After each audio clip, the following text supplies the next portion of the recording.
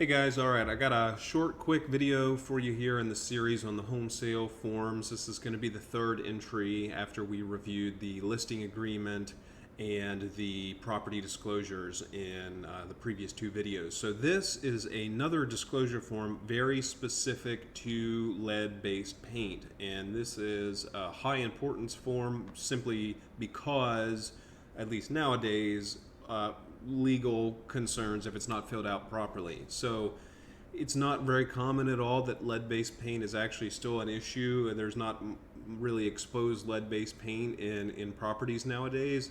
Nevertheless, the forms still need to be filled out. You as the seller will receive a separate form that you don't need to sign, but it's information about lead-based paint. It goes over the statutes that made it mandatory for you as a seller to disclose your knowledge, if you have any, about lead-based paint in the property. So you'll get that notice, and then you have to basically fill out this short one-page form that says, I got the notice, I understand that I have to disclose anything about lead-based paint if I know about it, and that's it. So this is going to be quick. We'll go through this really quickly. So the summary is that basically any property that was built before 1978, so if your property was built in 77 or earlier, you need to sign this form that says you either do or do not know about any lead-based paint in the property. So the disclosure that you're going to be making as a seller says that you acknowledge receipt. In this case, it says Coldwell Banker in the name of our form because I'm with Coldwell Banker Realty in Southeast Florida, but you'll see something similar. You acknowledge the receipt of the notice complying with lead-based paint notice to seller. And then you have a box and a line to fill in here. Seller is unaware of the presence of lead-based paint and or lead-based paint hazards except, and then if you do know about something, you fill it in here. Similar here, seller has no records or reports pertaining to lead-based paint or hazards except, so you don't have to fill anything out in these two blanks and boxes unless you actually have information that should be disclosed.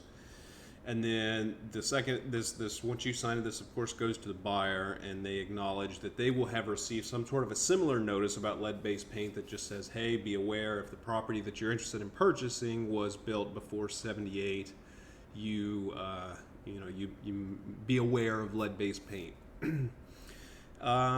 Buyers are not typically doing risk assessments for lead-based paint anymore unless it's maybe a one-off situation, a historic property that's been maintained or something. I'm not sure, but I haven't come across an inspection specifically for lead-based paint.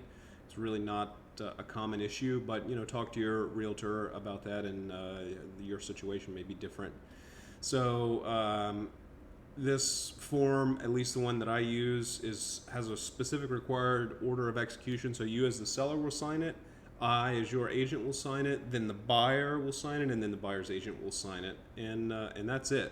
So this was just a quick summary of one of the other forms that you'll see. I almost skipped it because it's so simple, but I want this to be a thorough series so you as a home seller will understand what kind of forms you're going to see as you move through the process. So that's it for now, and I'll see you guys in the next video.